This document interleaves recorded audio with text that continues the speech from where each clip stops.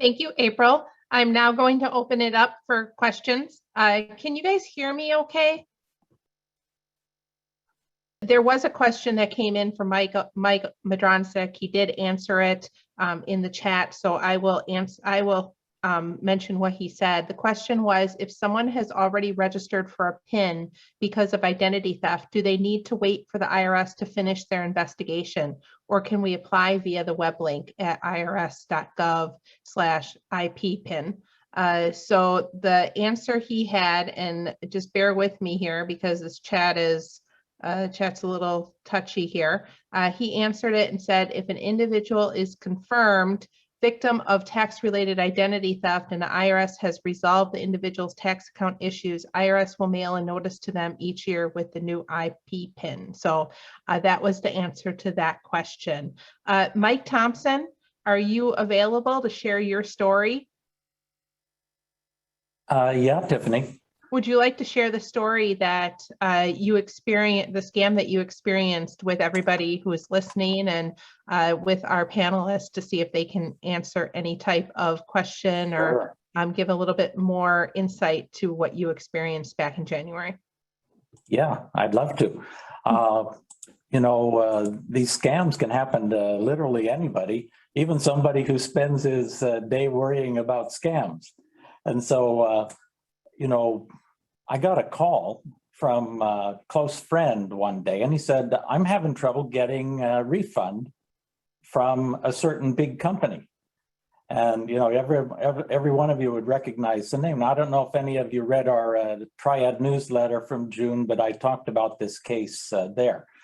But so I got this call and I said, well, sure, no problem. I can help you get the refund. It wasn't going into his account and they wanted to transfer it to somebody. And so then I would transfer it to my brother. And so there's that guy there, your brother, right? This is how things work. They get somebody you trust and have some emotional connection to. Next thing I know, I get a call from these guys who are trying to transfer money to my little brother. And the guy says, what I really need to do is first verify your identity. We wouldn't want anything bad to happen. Of course we wouldn't. And so, one of the complications here was that, I was very aware of this. And so I took all of the money except, like $50 out of my account, and transferred it to some other sub account, so I thought, well, they can't get at it now. But probably Carol Maria can go through all of these links with how mobile banking works. But they want to transfer it using my debit card, and so they've tried to verify my identity by taking control of my phone and having me give them some information, which, well, that opened it up to them right away. They said, well, it's not going through your debit card. Let's use Google Pay. So sure, I have a Google Pay account, no problem. And so I said, we can verify it through there. We just have to put in some code numbers. It turned out those code numbers were amounts of money that they were transferring out of my bank account using my debit card. And this, what was interesting is this sounded like one of those tech calls that you get, when you call technical support. There's these foreign voices in the back, engineer types, giving you instructions, and you're following them, right? You're under their control. And so before you know it, the guy had transferred nearly $5,000 out of my account. Now, I only had $50 in the account that I thought they were working on. And so, of course, I got a little upset with the bank, and they took care of the problem for me. But somewhere, using debit and Google Pay and my gullibility and the trust that they had established through my little brother, they were able to get me like that. And I worry about, scams all the time, being taken advantage of. And so it was so easy for them. Unbelievable. That money just disappeared out there in the Google space. I've tried to get in touch with Google Pay. You cannot get in touch with them. And so one thing maybe Carol Maria can talk about is, how these third-party money transfers get, how can you make them accountable? I have no idea. It's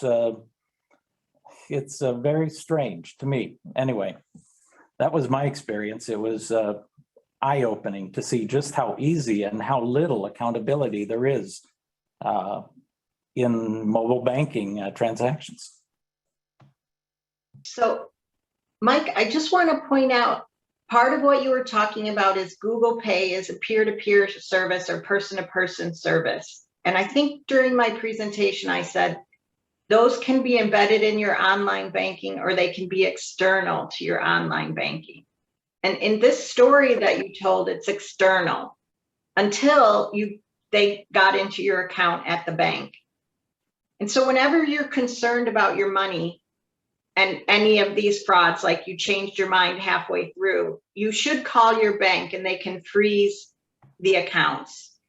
And always when you're calling your bank, go to the bank website, make sure it has that FDIC symbol, make sure that, it's the branches that you think it is, and call the 800 number or go into the branch. The safest thing is to talk to a person, but they can close those accounts down whenever you think your peer-to-peer payments have gone awry.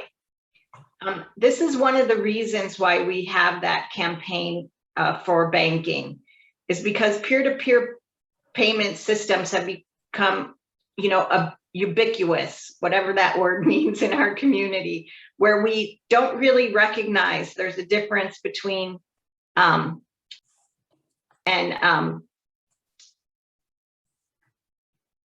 banks and non-banks. That's the phrase we use here. There are people who move money around that are banks and credit unions, and there's people who move money around that are not regulated by the systems that protect you within banks and credit unions. And your story really comes from one of those. And I just want to share that it's complicated. You have to engage law enforcement, like April talked about, in one of those circumstances. And you can also make complaints to the Department of Consumer Protection here in the state of Wisconsin. Yeah, so on this, of course, I, after I figured it out, I got in touch with the bank right away, and I closed my own, because I thought I had protected myself. Well, one thing that I found is even the security managers at my bank were not really well versed with the various rules pertaining to these third-party P2P services using your debit card and then linking that into overdraft protection. I would urge people, who think you're protected by overdraft protection. Overdraft protection links all of your accounts to your main account.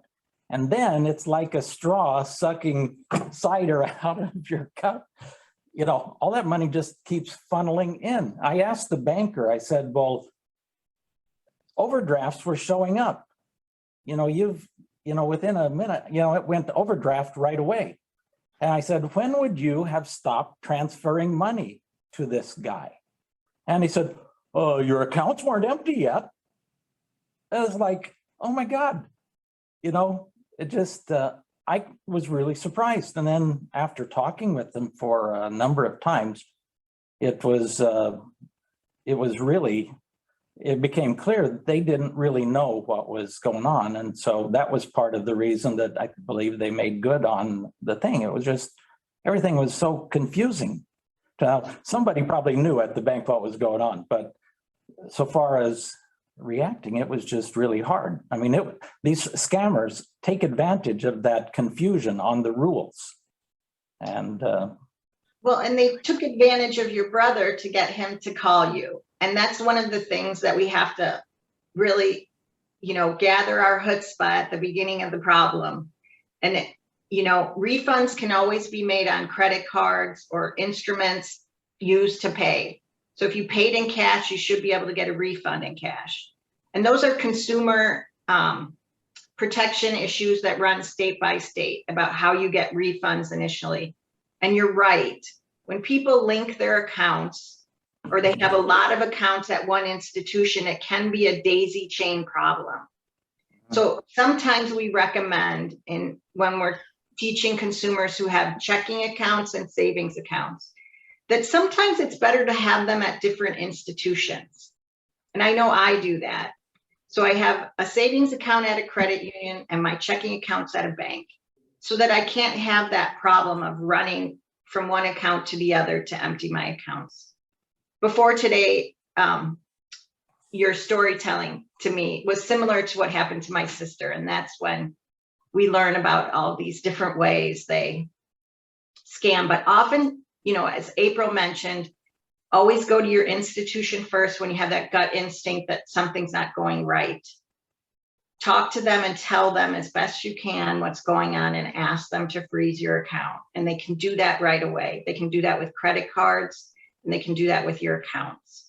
And so it's important to step forward and ask for help. And a lot of people are reluctant when they feel like they've made a mistake. But I can't tell you, the difference that it makes when you step forward and say, I need help on this problem right away. So on this Google, I eventually got, I imagine they found out eventually that these were fraudulent transactions. And I eventually got notices that all of them had been canceled. Right. And so Google's sitting there with a bunch of money that the scammers stole, and there's no way to get in touch with them. I have no idea. It seems almost as if a no-lose proposition for Google in trying to transact these, enable these scammers. I don't know. There ought to be some regulation of this kind of P2P third-party business. Mike, you brought up an important point. And so this is where the disclaimer comes in. This is the opinion of me and not the FDIC. Mm-hmm. Consumers really need to step forward and say to elected officials, we need to rein this in. It's really getting out of, what we think is appropriate. Your story is a good example where somehow internet transactions are treated different from other kinds, and we have to wonder if long-term that's in our best interest. So depending on your persuasion about that, really, we haven't seen a lot of legislation come down to protect consumers outside of the regular banking systems. Okay, well, thank you. I'll let someone else get some questions in here now. Thank you, Carol. We've had some questions come in about PayPal since we are on the peer-to-peer subject. Carol, these few are directed to you, I believe, but anybody is welcome to jump in and answer these from our three panelists. What is your opinion of PayPal safety-wise? And if you want to talk about how those peer-to-peer payment systems are not all the same, that would be great as well, if you want to expand on that. So if I saw April Turner video on, and I'm just going to say right out front, I'm not an expert on peer-to-peer. I am an expert on what happens within banking systems. So I do want to say to everybody, most online banking systems have started to allow peer-to-peer within their own application. So like my bank is BMO. My bank offers Zelle. My credit union offers another one, but I can't remember its name. So when you're within your online application, those peer-to-peer systems are protected by statute because the bank engaged them. So I'm going to let April talk about outside of it. It looks like nodding her head means yes. Okay, smile. So I would agree with Carol in that if you're doing it through your banking institution, your financial institution, they are regulated, and I think that's a much safer option.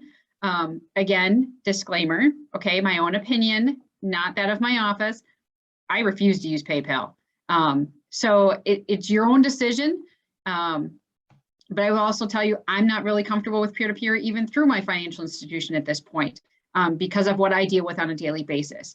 So it's really up to you on your comfort level. But if you're going to try it, I would absolutely suggest that you do it through your financial institution, not from a separate third party. And there's one more tip. With PayPal, you're allowed to use your credit card to do the transaction. So I want to step back into another set of regulations. Is when you use your credit card, you get an extra set of protections that you don't have with a debit card or with a checking account. So when you connect PayPal to something to transfer money, you may be best off using a credit card than compared to a debit card or a checking account, because your credit card gives you extra protections through the credit merchant. So I just want to say, I find PayPal something I don't use. I haven't studied its legal, intricacies, but it's outside regulated financial institution work.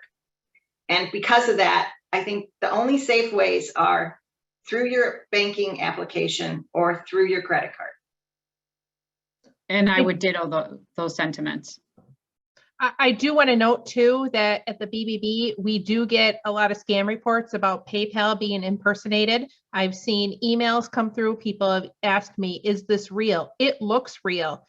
Even me, as somebody who looks at this stuff regularly, sometimes I can't tell the difference either if it's a phishing email or if it's legitimately through PayPal, which is that third-party provider. So be very, very careful when you do use those services.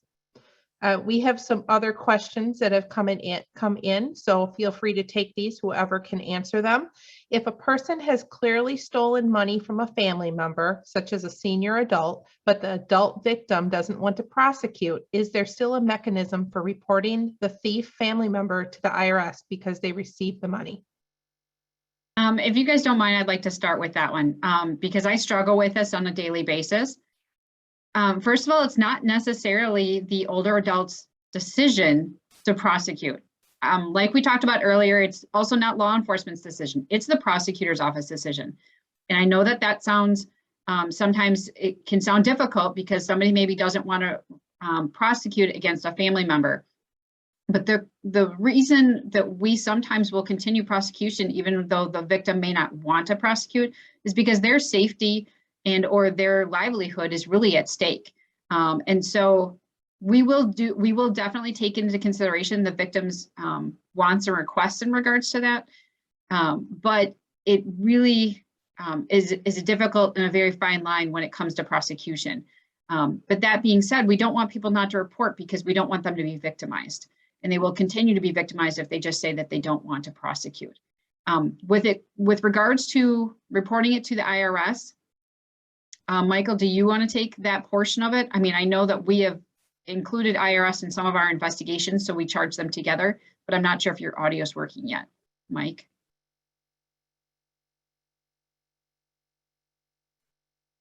Receive unmuted. But we can't hear you. Mike, So maybe you can just type into the chat your answer to that question. I know it's kind of cumbersome to do that, but at least we'll get an answer from him. Yes. And then I was just going to follow up with one of the other questions that was listed down here in regards to a family member who had received a letter from unemployment saying they had received an application and it had been processed on behalf of him. However, he had never actually applied. And so it talks about in here how they called the department, they had the payment stopped before anything was ever paid out, which is great. I can completely understand because the same thing happened to me. But it said that you also contacted the Social Security Administration and froze your account there. And then you contacted the credit bureaus and placed extra layer of security on them there. And so now they will contact him. So essentially you put a credit freeze on that family member's credit. So they contact him anytime that, he wants to do something with regards to his credit. The question essentially boils down to is when will it be safe to take off all these extra precautions with the Social Security Administration and credit bureaus, if ever? My opinion is it's not if your personal identifying information is lost or stolen. It happens all the time. So it's happened multiple times. I wouldn't take the extra precautions off, truthfully. And from my perspective, what I learned in that unemployment scam that occurred, like somebody else applied in my name, similar to this question that came through, is actually the information that was used in those unemployment filings were actually when our information was stolen from the 2017 Equifax breach. So the fraudsters actually held on to this information for 4 years before they used it to try to file for unemployment. That was what the investigator for my case had actually indicated. So if you have the extra precautions now on your credit report or with the Social Security Administration, I would leave them on indefinitely. Carol, did you have more to add? I did, but I just went, oh, there we go. I'm going to post the link to the Department of Consumer Protection Senior Guide. But I'm going to encourage you to talk to them as well, is call the 800 number and say that you believe this is going on, and they might give you some tips. There are some institutions where if you were to go in, if this person is removing money from a bank account, they don't have authorized access, but they're putting pressure on their mother or father, this person at the institution to take a deposit out or cash checks that are inappropriate on that senior citizen's account. There's some things that can be done. I'm not an expert on this, but I know that institutions will help you intervene if it's regarding their accounts.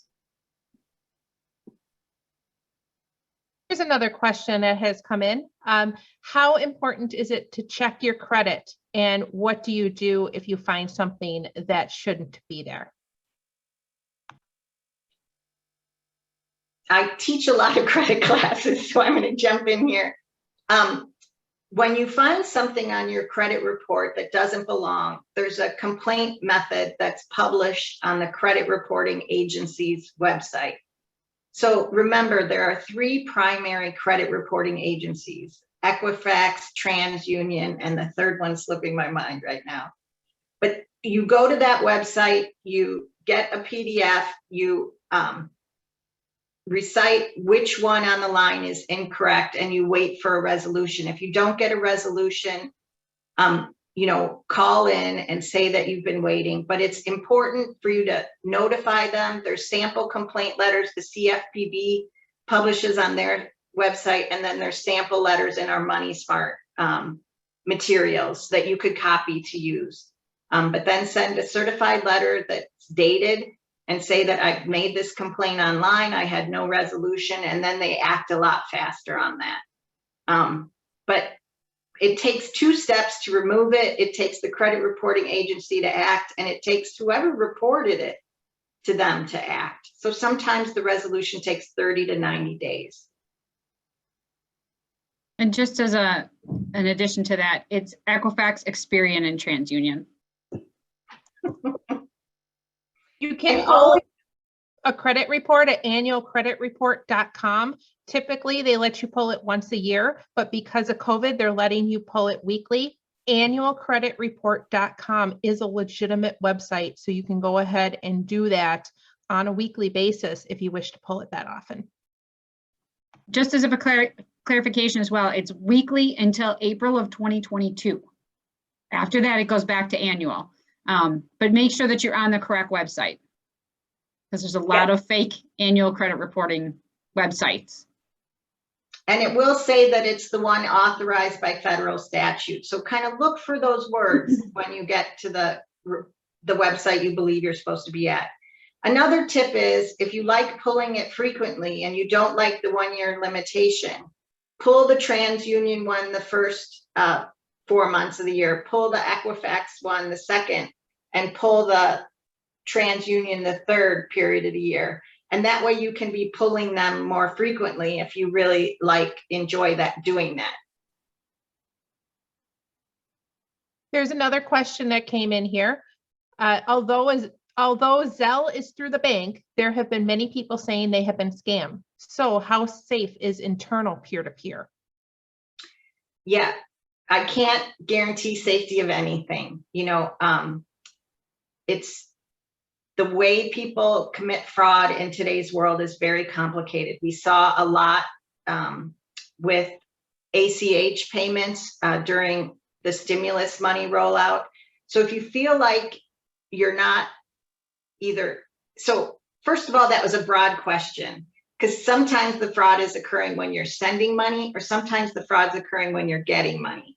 That's why you have to go talk to your institution and show them the transaction. With every transaction, there's a transaction number, and that number has to be looked at. And that's how they know where the money went or where it came from.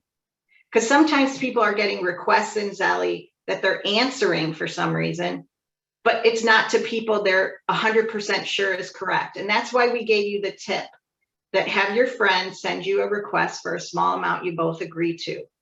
Once you lock them in as that person, it's a lot safer to do it. But stranger danger is a problem. And you have to really be a really rigorous consumer when you use those kinds of services. So, my kids ask me all the time for Zelle, and I say, sorry, Charlie, you have a credit card, you can pay with that. And I tell them all the time, I'm not going to use the service. But this younger generation is just much more freer about how things can transact. So I'm not going to make any promises. That's my position. Zelle can be hacked like any other service. I do want to note that there's a lot of users out there who are using Venmo right now. Every time you turn around, do you take Venmo? Do you take Venmo? There are a lot of scams out there around Venmo. Even though you can only trade up to $299, there are scams that are filtering around with it. So if you are a Venmo user, be very careful about that. If any of you panelists want to expand on that, we'd appreciate that as well. I think in general, there's scams surrounding all of the Cash App applications, because there are more than just Zelle and Venmo. There is Cash App, there's additional other ones. First and foremost, they can be impersonated like anything else can be. One of the reasons I don't use them, and so I did appreciate Carol's, suggestions and, trying to test it and making sure you're verifying, with small amounts, that person that you're actually trying to communicate with. If somebody's saying that they're getting scammed and that's the experience, again, that's why a lot of people still don't use it at this point. I know Venmo has had a lot of issues with regards to their security in what they allow and what they don't allow. When they first came out, everybody in the world could actually see every transaction because they didn't have their privacy settings on.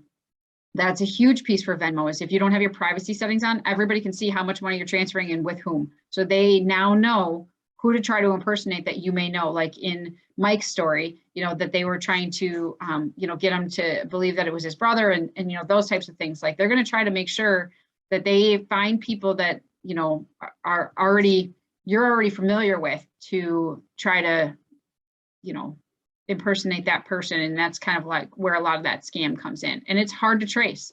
It's not as simple as, looking at a bank statement, watching money transfer from one account to another, because it's going over the internet, it's going, through the cyber world.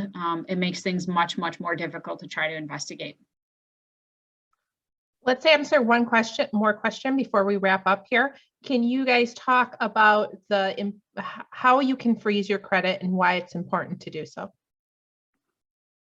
Well, there's several really good publications. The CFPB came out with one after that large hack of a credit reporting agency.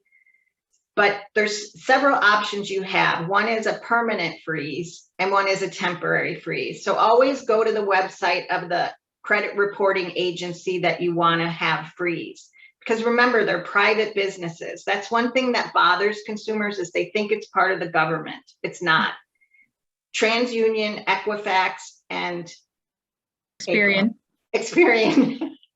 are private businesses. So you go to their website and you'll find a tab in consumer assistance, and you can see the options. Like, sometimes I temporarily freeze mine, like if I'm going out of the country, and that means no one can open credit on my name.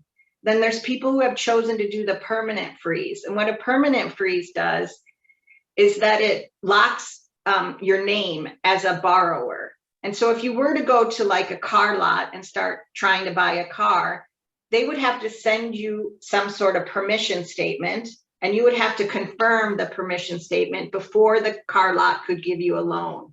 And so some people actually like that real certainty about a permanent freeze. And I kind of oversimplified it, but basically those are the two options you have. Right. And truthfully, you used to have to pay to freeze and unfreeze your account. You never longer have to do that. There is no fee associated with it since that Equifax breach. And so there's, it's not difficult to do. It's just a matter of how secure do you want your accounts to be. And I think the other piece I just wanted to touch on quick is people don't realize, they think that if they freeze their credit, they no longer can use the credit they have. That's not correct. If they freeze their credit, it's essentially saying nobody else can open new accounts in your name without first verifying that it's you. So that's the key identifier there. Thank you to all of our panelists for presenting today, and thank you to everybody for attending today. We hope the 2021 Triad Conference was valuable to all of you. As a reminder, you will be sent a survey in the coming weeks, and we hope that you take the time to go ahead and fill that out and give us some suggestions for next year. So to be respectful for everybody's time, I am going to go ahead and end this. There is one last question that came in. I hope that we can just answer it quickly before everybody signs off.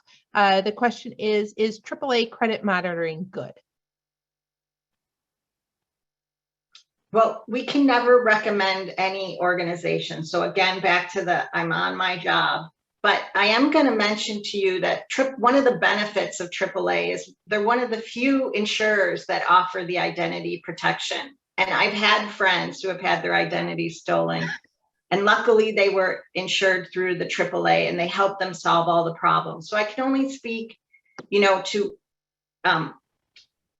that credit monitoring generally is something you can do on your own. So I do want to differentiate ID fraud protection from credit monitoring.